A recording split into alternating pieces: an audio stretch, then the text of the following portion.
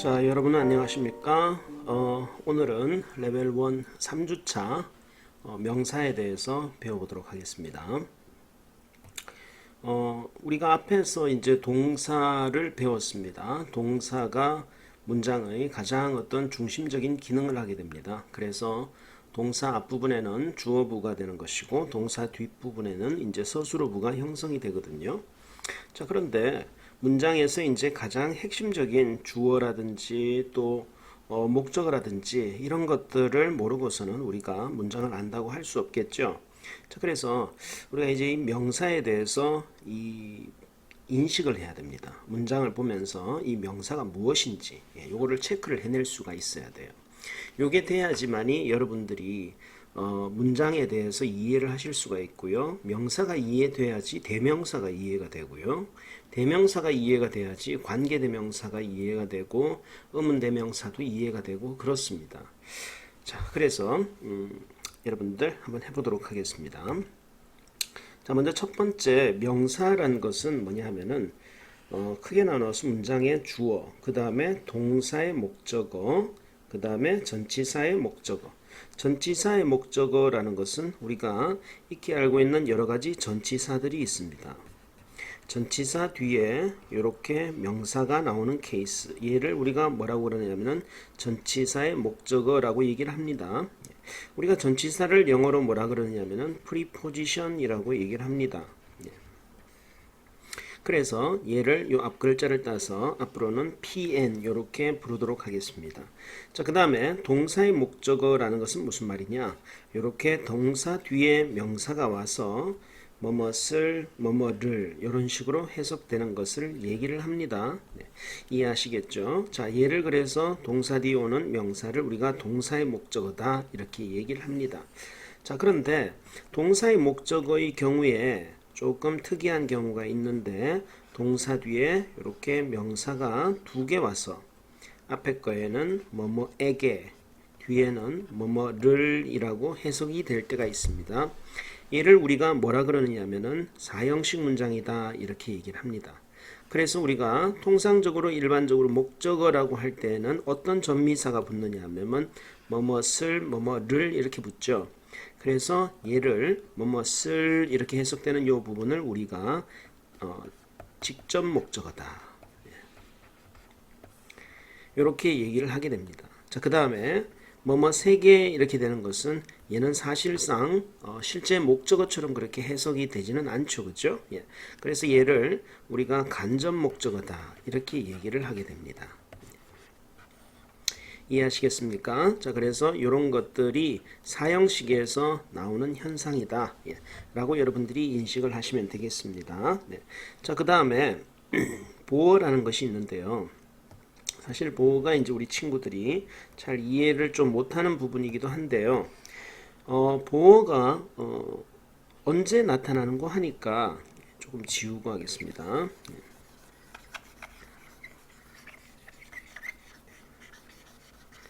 예, 보어는 우리가 소위 말해서 2형식이라는 데 나타나고 그 다음에 5형식이라는 데 나타납니다.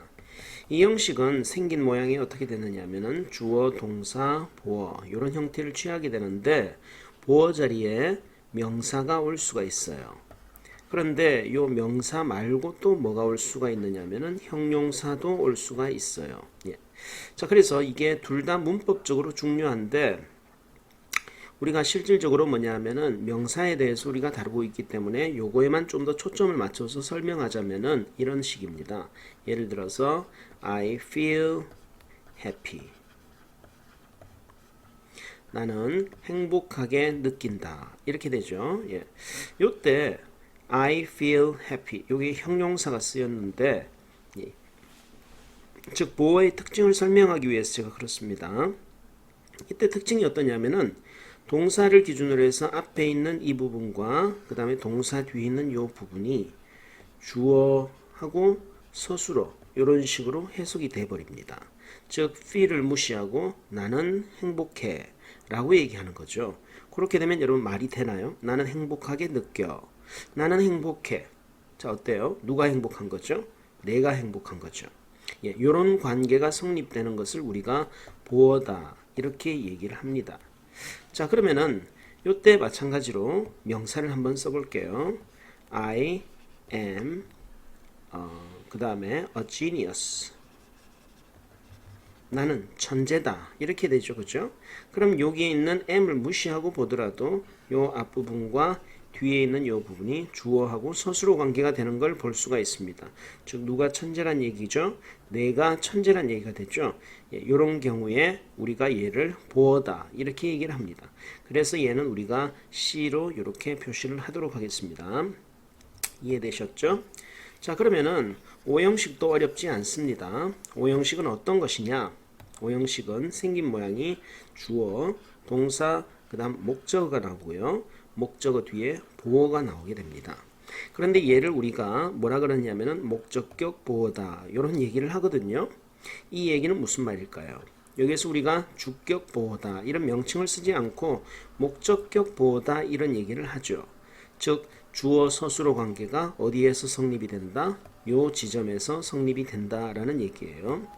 예를 들어 보겠습니다. I make my son. 나는 내 아들을 닥터로 만든다. 이런 문장이 있죠. 네, 여기에서 I 주어, make 동사, my son 목적어. 자, 그 다음에 뒤에 명사가 하나가 나옵니다. 자, 여러분들 나는 나의 아들을 의사로 만든다. 자, 누가 의사란 얘기죠? 내가 의사란 얘기입니까? 내 아들이 의사란 얘기입니까? 내 아들이 의사란 얘기죠. 네, 이런 관계가 성립되죠. 주어 서술어 관계. 요 관계가 성립될 때 우리가 요 뒤에 있는 명사를 뭐라 그러느냐? 목적격 보어다 이렇게 얘기합니다. 이해하시겠습니까? 주어 서술어 관계가 성립되는 게 보어의 굉장히 중요한 현상 중에 하나입니다. 여러분들이 요거로 판단을 하시면 되겠습니다. 선생님 사형식 구문이라 하는 데 있잖아요. 그죠? 거기에도 그렇게 명사가 나오던데요. 자, 우리가 사형식을 한번 비교를 해보겠습니다. I made my son a chair. 자, 이 문장을 한번 비교해 보세요. 얘는 사형식 문장이거든요. 자, 여러분들 혹시 이 문장을 나는 내 아들을 의자로 만들었다 이렇게 해석하는 친구 있나요? 아마 아무도 없을 겁니다. 그죠? 나는 내 아들을 의자로 만들었다. 그렇게 해석하지 않죠. 어떻게 해석하죠? 나는 내 아들에게 의자를 만들어줬다. 이렇게 해석을 하죠. 이해되십니까? 네. 나는 내 아들에게 의자를 만들어줬다. 이렇게 해석을 합니다. 이 경우에 여러분들 뒤에 명사가 2개 나오는데 똑같이 명사가 2개 나오죠. 하지만 요 밑에 있는 사형식의 경우는 내 아들은 의사다. 이런 관계가 성립하지 않죠. 이해하시겠습니까? 이렇게 되면은 얘는 몇 형식이다? 사형식이다. 이렇게 얘기를 하는 겁니다. 차이 아시겠습니까? 여러분들이 우선적으로 사형식과 오형식을 해석을 통해서 여러분들이 구별을 할 수 있어야 됩니다. 해석이라는 것은 목적어와 뒤에 있는 명사하고의 관계가 주어 서술어가 되는지 이걸로 여러분들이 판단을 하시면 되는 거예요. 이해하시겠죠? 네. 자, 그래서 일단 여러분들이 각각의 어떤 단어들이 나왔을 때 얘가 무엇이다 라는 것을 여러분들이 인식하는 게 굉장히 중요해요. 영어 공부는요, 여러분들이 뭔가 손으로 끄적끄적거리면서 쓰고 그 다음에 무슨 수학 문제 풀듯이 푼다고 되는 것이 아니고요. 여러분들이 인식이 바뀌어지는 게 굉장히 중요합니다. 어떤 단어나 이런 문장에 대해서 여러분들이 감을 가지는 거죠. 자, 그래서 그 다음부터 한번 보도록 하죠. 이 문장을 직접 보도록 할게요. You have completed your 3 months in the sales department. 자, 여러분들 여기에 있는 모든 명사에다가 한번 체크를 해보실까요? 네, you가 하나가 있고요. 그 다음에 your 3 months라는 명사가 하나 있고요. sales department라는 명사가 하나 있습니다. 그럼 여기 있는 3개의 명사를 여러분들이 지켜보시면요. 요 동사를 기준으로 앞에 있는 부분이 있고요. 또 뒤에 있는 부분이 있고요. 또 여기 있는 전치사 뒤에 있는 부분이 있습니다. 그래서 맨 앞에 동사 앞에 있는 부분을 우리가 뭐라 그런다? 주어라고 하는 겁니다. 네. 그래서 이때 해석이 어떻게 되나요? 너는 이렇게 했죠. 그 다음에 너의 3개월을 완수했다. 어디에서? In the sales department. 판매 부서에서. 자, 전치사 뒤에 나온다고 전치사의 목적어 이렇게 얘기하는 겁니다. 그 다음에 여기 있는 3months도 정확하게 얘기하자면은 동사의 목적어다. 이렇게 얘기를 할 수가 있겠죠. Sales department는 뭐다? 전치사의 목적어다. 그 다음에 your 3months는 뭐다? 동사 뒤에 있으니까 동사의 목적어다. 해석도 그렇게 되죠. 당신의 3개월을 전미사가 이렇게 붙죠. 그 다음에 you는 너는 이렇게 주격 전미사가 붙습니다. 그래서 여러분들이 해석과 그 다음에 어떤 그 단어의 위치를 가지고서 얘의 품사가 뭔지를 판별을 할 수가 있는 겁니다. 간혹 가다가 여러분들이 둘 중에 하나만 사용하셔갖고 하시면은 에러가 나오게 됩니다. 네. 자, 그러니까 이 두 개를 동시에 다 할 수 있어야 되는 겁니다. 자, 그 다음 문장 보도록 하겠습니다. I hope, 나는 바랍니다. When your training is finished, we will be able to settle you into the department of your choice. 이렇게 됐습니다. 자, 여러분들 볼까요? 여기에 동사가 있습니다. 자, I는 뭐죠? 주어가 되겠죠. 자, 그 다음에 여기 또 동사가 있습니다. Your training은 뭐죠? 주어가 되겠죠. 그래서 동사 앞에 있는 것은 나는 이라고 해석되는 것이고 is 앞에 있는 your training도 너희 훈련은 이렇게 해석이 되는 거죠. 네. 자, 그 다음에 we will be able to settle 이렇게 돼 있죠. 이 부분은 전부 하나 다 동사로 취급을 하겠습니다. 이 동사 앞에 있는 we도 마찬가지로 주어가 되는 것이죠.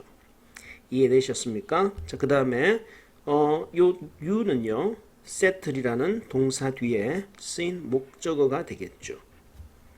그러니까 너를 이렇게 해석이 되겠죠. 그 다음에 the department는 뭘까요? 앞에 있는 into라는 전치사 뒤에 쓰인 목적어가 되겠죠. 그 다음에 your choice는 뭔가요? of라는 전치사 뒤에 쓰인 목적어가 되겠죠.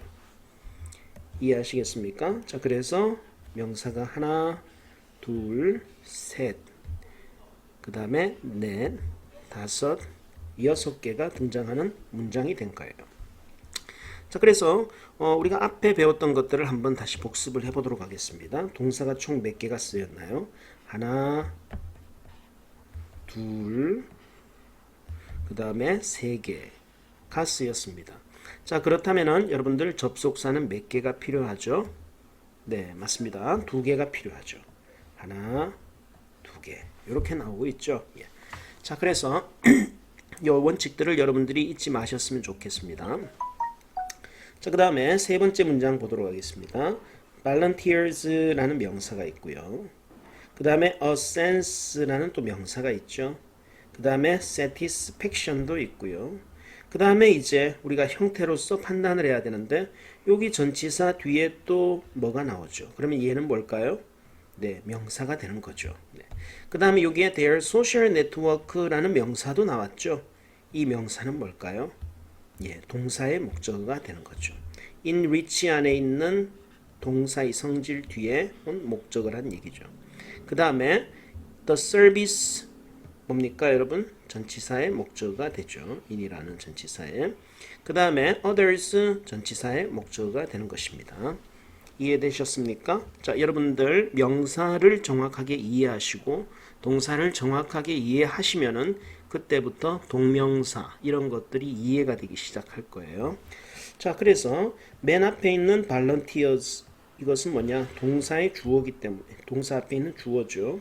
해석이 자원봉사자들은 이렇게 해석이 되겠죠.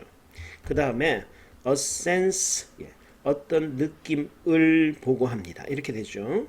그 다음에 여기에서 of satisfaction은 전치사의 목적어죠. 해석이 어떻게 되나요? 만족감의 이렇게 해석이 되는 거죠. 간혹 가다가 어떤 친구들 보면 영어 초보적인 친구들은 전치사를 앞에 있는 명사하고 연결시키는 친구들이 있어요. 느낌의 만족 이렇게 해석하는 친구들이 있거든요. 이렇게 해석하시면 절대 안 됩니다. 전치사는 뒤에 있는 명사와 결합을 하는 겁니다. 이해하시겠죠? 그 다음에 여기도 마찬가지죠. enriching. enrich는 풍부하게 하다죠. 근데 여기에 전치사 뒤에 명사가 왔잖아요. 그러면 풍부하게 하는 것 이런 식으로 명사적 전미사 기, 것 이런 것들을 붙여주시는 거예요. 것새 풍부하게 하는 것새 이렇게 해석을 하는 겁니다. 왜? at이 이런 뜻이 있거든요. 그 다음에 their social network. 자, enrich가 at 입장에서는 명사의 성질이지만은 뒤에 여기에 있는 명사가 나온 걸 보니까 아하, 요 앞에 있는 거는 뭐다? 동사라는 걸 우리가 알 수 있죠. 동명사가 바로 이거예요. 별로 어렵지 않습니다. 동사와 명사의 성질을 동시에 가지는 거죠. 그래서 소셜 네트워크는 어떻게 해석해야 될까요? 뭐뭇을 이렇게 해석을 해야 되겠죠. 예. 자, 그 다음에 in the service, 서비스에서 그 다음에 다른 사람들의 이런 식으로 해석을 하면 되는 겁니다. 이해하셨죠? 네. 자, 넘어가도록 하겠습니다. 자, 우리는 지금까지 뭐냐 하면은 하나의 단어가 명사로 사용되는 것을 보셨을 겁니다. 즉 문장에서 주어가 되고 동사의 목적어, 전치사의 목적어, 그 다음 보어가 되는 케이스를 보셨어요. 이번엔 우리가 명사구라는 것을 하는데요. 명사구라는 것은 여러 개의 단어가 결합이 돼서 하나의 명사처럼 쓰이는 것을 우리가 명사구라고 합니다. 이 명사구도 마찬가지로 이런 식으로 쓰이게 돼요. 그 다음에 세 번째로 아직 나오진 않았습니다만은 여러 단어가 있는데 동사가 포함되어 있는 것이 있어요. 얘를 뭐라 그러느냐 하면은 명사절이라고 얘기를 하게 됩니다. 이 명사절도 마찬가지로 어떻게? 이러한 기능을 하게 되는 것이죠. 그래서 명사라는 것은 생긴 모양에 따라서 하나의 단어로서 이루어진 명사, 여러 개의 단어로 이루어진 명사구, 동사를 포함한 여러 개의 단어로 이루어진 명사절로 이루어져 있고 얘들은 똑같이 주어, 동사의 목적어, 전치사의 목적어, 보어 이렇게 네 가지의 기능을 하는 겁니다. 여러분들 이 관계를 절대 잊으시면 안 됩니다. 그래서 중요한 것은 여러분들이 보시고 인식을 하는 게 굉장히 중요합니다. 자, 그래서 명사구에는 여러 가지의 종류가 있는데요. 그 중에 대표적인 몇 가지만 보면은요. 첫 번째 동명사죠. 동명사는 뭐뭐 하는 것으로 해석을 하고요. 투부정사도 명사로 쓰이는 경우가 있는데 뭐뭐 할 것으로 해석합니다. 자, 얘도 마찬가지로 주어, 동사의 목적어, 전치사의 목적어, 보어로 다 기능을 하는데 전치사의 목적어에는 원칙적으로 동명사를 사용하고 자, 무슨 말이냐?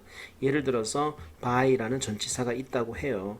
그러면 여기에 만약에 working, work, 일하는 것에 의해서 이렇게 했을 때 원칙적으로 이렇게 쓰셔야 된다는 얘기입니다. 동사를 명사적으로 만들어서 이렇게 쓰는 것이지 이 자리에다가 to work라고 쓰셔서는 안 된다라는 얘기예요. 자, 원칙적으로 이렇습니다. 하지만 예외는 항상 있기 마련이죠. 예외적으로 특정한 전치사 뒤에 to 부정사가 오는 몇몇의 경우가 있습니다. 몇몇의 경우라고 얘기했습니다. 한두 가지 정도밖에 되지 않습니다. 여러분들 수준에서 배울 거는요. 네. 자, 그래서 여기 이제 또 체크를 해보시면은요. 자, 밑에서 얘를 사실 근데 명사구라고 하기엔 조금 그런 측면이 있네요. 예. enriching 이렇게 되죠. 예. 그들의 사회적 네트워크를 풍요롭게 하는 것. 예.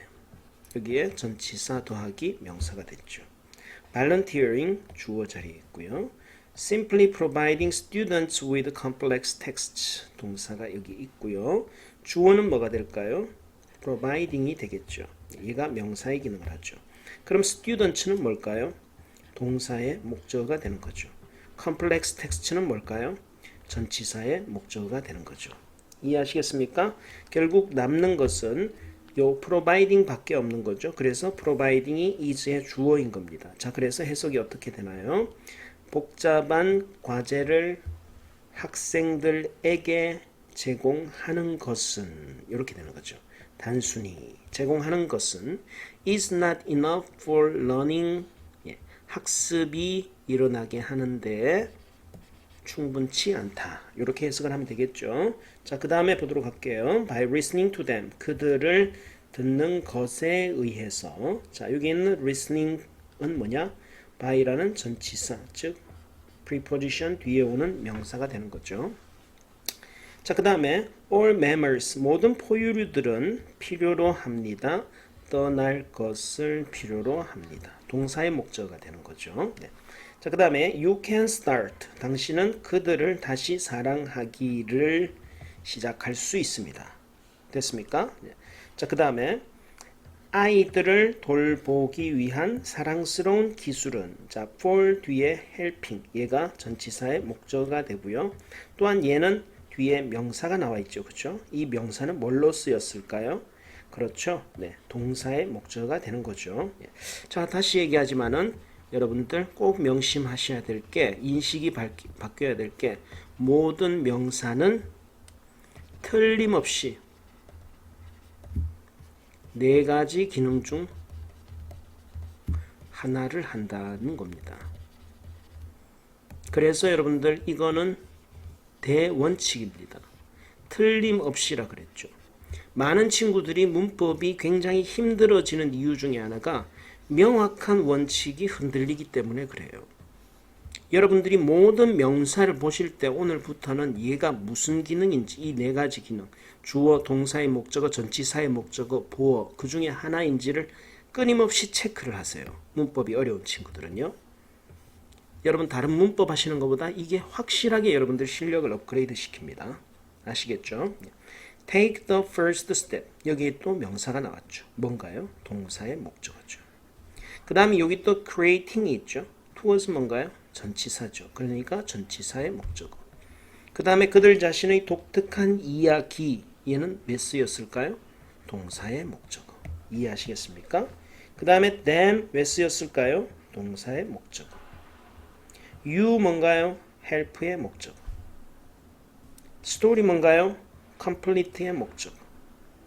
tell 뭔가요? 동사의 목적어. 이해하시겠죠? 여러분들 앞으로 모든 명사를 여러분들이 체크하는 습관을 가져야 됩니다. 네. 그 다음 보도록 하겠습니다. 그 다음 세 번째 이제 명사절이죠. 우리가 접속사를 말이죠. 크게 나누어서 우리가 둘로 나눈다 그랬죠. 앞에서요. 즉 뭐냐 하면은 대등 접속사, 그 다음에 종속 접속사 이렇게 나눈다고 했습니다. 대등 접속사는 대표적인 거 and를 들 수가 있고요. 대등 접속사는 단어와 구를 연결할 수가 있고 그 다음에 문장을 연결할 수 있다 이렇게 배웠을 겁니다. 단어와 구를 연결할 때 어떤 문법이 등장한다 그랬습니까? 병렬구조라는 문법이 성립이 된다라고 얘기했고요.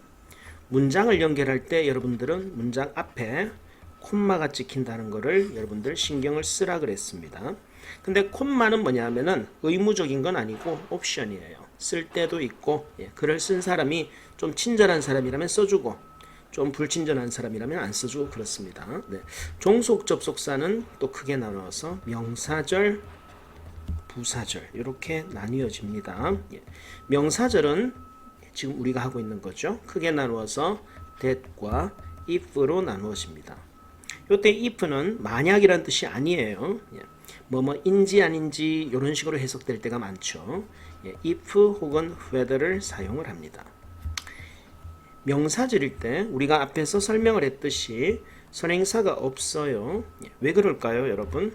자, 명사라 그랬죠. 명사가 어디에 쓰이는지 한번 생각해 보세요. 동사의 앞에 쓰이는 주어죠. 요게 명사절이라고 생각해 보세요. 이 앞에 뭐가 등장할까요? 명사가 안 나오겠죠. 그 다음에 동사의 목적어라 그랬습니다. 이 덩어리 전체가 명사란 말이에요. 근데 이 앞에 명사가 나올까요? 안 나오겠죠. 앞에는 동사가 나와 있겠죠. 이해되십니까? 만약에 이 뒤에 전치사의 목적어라고 생각해 보세요. 이 명사 앞에 뭐가 나와 있을까요? 아니죠. 전치사밖에 없겠죠. 아시겠어요? 예. 자, 따라서 명사절의 경우에는 이론적으로 어떠냐? 앞에 뭔가 명사가 나오지 않아요. 물론 예외적으로 전치사구의 형태로서 뭔가가 부사구가 이렇게 낑기는 경우가 있어요. 그런 경우는 여러분들이 일단 기본이 세팅된 다음에 하나씩 하나씩 그 뒤에 배워 나가시는 거고요. 중요한 것은 뭐냐? 얘들은 앞에 명사가 나오지 않는다는 거예요. 원칙적으로. 이해하시겠습니까? 예. 그걸 기억하시고요. 그 다음 뒷문장은 어떻게 된다? 완벽한 형태를 취하게 됩니다. 완벽한 형태라는 것은 무슨 말이냐면은 명사절 안에 있는 안에 모든 명사가 다 채워져 있다 이 뜻이에요. 다 제자리에 있다 이 말이에요. 자, 그래서 명사가 빠진 곳이 없는 이러한 현상을 가지게 됩니다. 그 다음에 that하고 if의 차이점은 뭐라 그랬습니까? that은 평서문을 연결하는 것, if는 의문문을 연결하는 것이라 그랬죠. 자, 요거를 이해 잘 못하는 친구를 위해서 여러분들이 중학교 때 배운 간접 의문문을 잠깐 얘기해 볼게요. 예를 들어서 I know, 나는 안다, 주어죠, 동사죠. 그 다음에 그가 정직하다는 것을 he is honest. 자, 여기에 있는 그가 정직하다. 자, 여러분들 그는 정직한가요? 안 한가요? 네, 그는 정직합니다. 그는 정직하다라고 얘기했잖아요. 그죠? 예. 이거를 결합해요. 그럼 얘는 평서문이에요. 평범한 서술이다 이 뜻이에요. 이때 연결하는 것은 대시예요. 자, 그러면은 대시 왜 필요합니까? 앞에서 얘기했죠. 동사를 연결시키기 위해서는 접속사가 필요하다 그랬죠. 자, 그래서 이게 필요한 것이고 이렇게 됐을 때 I know that he is honest. 여기에서 제가 빨간색을 칠한 이 부분 전체가 know의 목적어가 되는 거죠. 그래서 해석이 어떻게 되느냐? 나는 그가 정직하다는 것을 이렇게 명사 목적어의 흔적이 나중에 해석에 등장하게 되는 거예요. 그래서 여러분들 제일 중요한 게 해석할 때 전미사에 신경을 쓰셔야 됩니다. 이해하시겠습니까? 문법이 불안하고 영어 잘 못하는 친구들의 공통된 특징이 뭐냐면은 전미사를 얼버무려요. 왜? 자신이 없기 때문이죠. 자, 그래서 여러분들이 틀리시더라도 자신 있게 계속 시도하셔갖고 완벽한 대로 점점 나아가시는 거예요. 자, 그 다음에 이제 이런 경우에는 that을 쓰는데요. 한번 물어보죠. 나는 묻습니다. ask. 그 다음에 이번엔 어떻게 하냐면 그가 정직하니? 그가 정직하니? 잘 모르는 거예요. 그가 정직한지 아니면 속이는 나쁜 놈인지 잘 모르는 거예요. 자, 그렇게 되면은 여기에도 마찬가지로 뭐가 있습니까? 동사가 어쨌든 두 개가 나오죠. 그래서 여러분들이 얘를 연결을 하셔야 되거든요.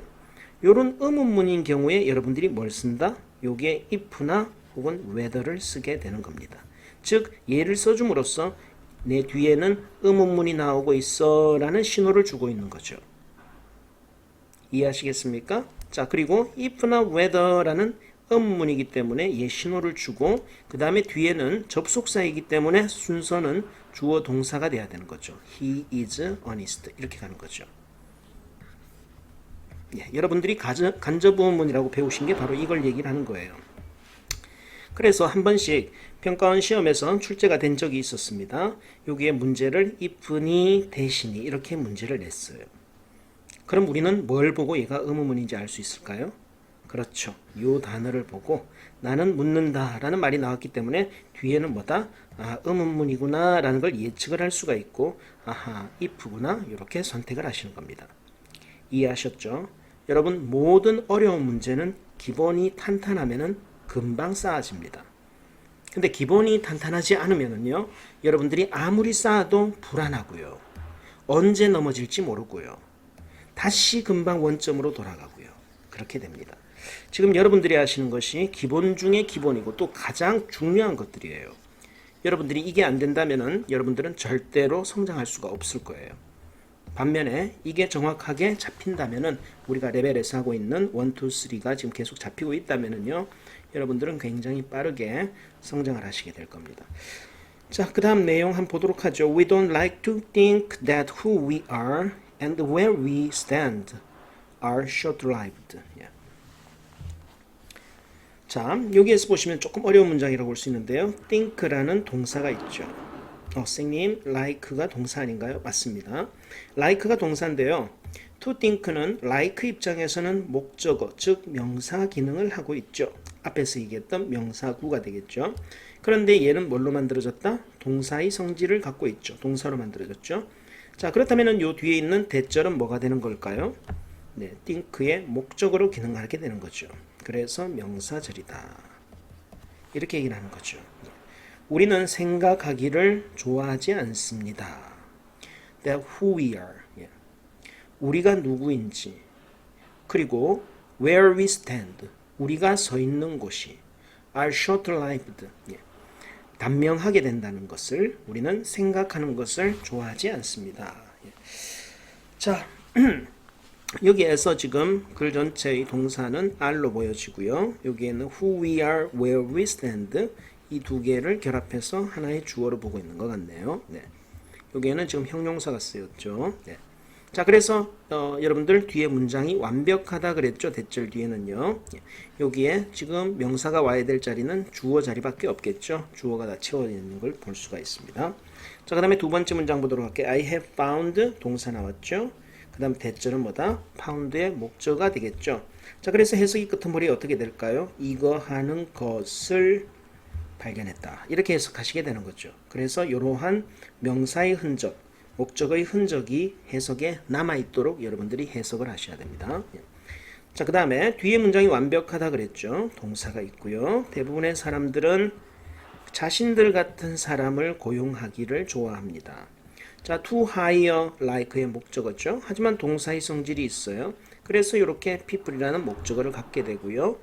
전치사 P 다음에 like 다음에 뒤에 또 목적어가 나온 완벽한 문장입니다. He asked if he could have Toby's shirt. 그가 토비의 셔츠를 가질 수 있는지를 물었습니다. 자, 여기 asked가 나왔죠. 수능에서 문제가 어떻게 나온다? if냐 대시냐 이렇게 나옵니다. 그럼 여러분들이 생각하셔야 될 거는 아하, 얘는 의문문, 얘는 평서문이라고 생각하셔야 되고 아하, 의문문이구나. 뭘 보고? 앞에 ask를 보고 판단을 하시면 되는 겁니다. 이해하셨죠? 자, 그렇다면은 얘는 최초 문장이 뭐였을까요? 바로 이거겠죠. Could he have Toby's shirt? 라는 의문문이었겠죠. 얘가 결합이 되면서 if가 들어오게 된 겁니다. 이해하셨죠? 자, 그 다음에 regardless of에서부터요. 요게 neither까지요. 뭘로 쓰였습니까? 앞에 regardless of, 뭐뭐에 관계없이죠. 전치사의 목적어로 쓰인 지점입니다. 자, 그래서 whether가 쓰였는 걸로 봐서는 얘는 뭐다? 의문문이다. The people existing after agriculture. 농업 이후에 존재한 그 사람들은 were happier, healthier, or neither. 혹은 둘 다 아니었거나. 이거에 상관없이 이렇게 되는 거죠. 네. 자, 그래서 얘는 원래 안에는 어떤 문장이었다? Were the people 그 사람들이 그랬을까라는 이런 문장이었어요. 이 문장이 안에 들어와서 이런 형태가 된 거죠. 그래서 whether가 오게 된 거고요. It is undeniable that there were more of them. There were 일형식 동사죠.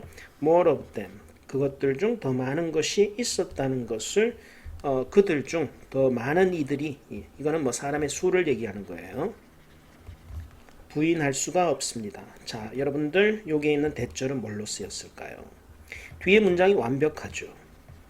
그러면 뭘로 쓰였다? 명사절로 쓰였다는 얘기죠. 그럼 뭘까요? 자, 앞에는 여러분들 undeniably 비동사 뒤에 쓰인 형용사입니다. 앞에 동사인가요? 앞에 전치사인가요? 하지만 여러분들 제가 앞에서 뭐라 그랬습니까? 모든 명사는 분명히 쓰여야 될 위치에 있는 거예요. 얘는 분명히 그 네 가지 명사의 기능 중에 하나를 하게 되는 거죠. 그러면 여러분들 뭐겠습니까? 네, 여기 있는 it이 아무 의미가 없는 거죠. 이걸 가주어라 그러죠. 그리고 얘를 진주어라고 얘기를 합니다. 즉 명사로 쓰인 이유는 뭐다? 주어로 쓰였기 때문에 그렇습니다.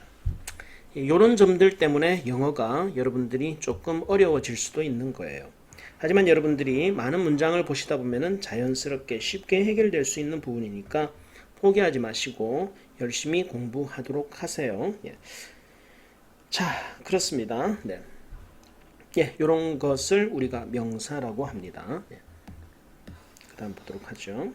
그 다음 what이라는 것도 있잖아요. 예, what은 이제 관계대명사죠. 예. 관계대명사도 마찬가지로 여러분들 것, 즉 명사, 전미사가 붙습니다. 그러니까 얘도 마찬가지로 주어 자리에 있으면 뭐뭐 하는 것은, 뭐뭐 하는 것이, 목적어 자리에 있으면 뭐뭐 하는 것을, 이런 식으로 해석이 되는 거죠. 예. what은 그러니까 간혹 가다가 what이냐 대시냐 이렇게 문제가 나올 때 어떤 학생들 같은 경우에 뭐뭐 하는 것이 뭐 이런 식으로 해석해서 접근하는 친구들이 있습니다. 이 두 개는 해석해서 접근하시면 여러분 100% 틀리게 됩니다. 이유가 뭘까요? 똑같이 명사절이기 때문에 그렇습니다. 똑같이 뭐뭐 하는 것 이런 식으로 해석이 되니까 이 두 개를 여러분들이 해석해서 접근을 하셔서는 안 되는 거예요. 그럼 어떻게 접근해야 된다? 아까 뭐라 그랬습니까? 어떤 지나갔나요? 자, 어떤 단어가 그 품사가 뭔지를 여러분들이 판단을 하기 위해서 해석과 그 다음에 앞뒤의 어떤 관계로서 규칙들로서 여러분들이 판단을 하시는 거예요. 네.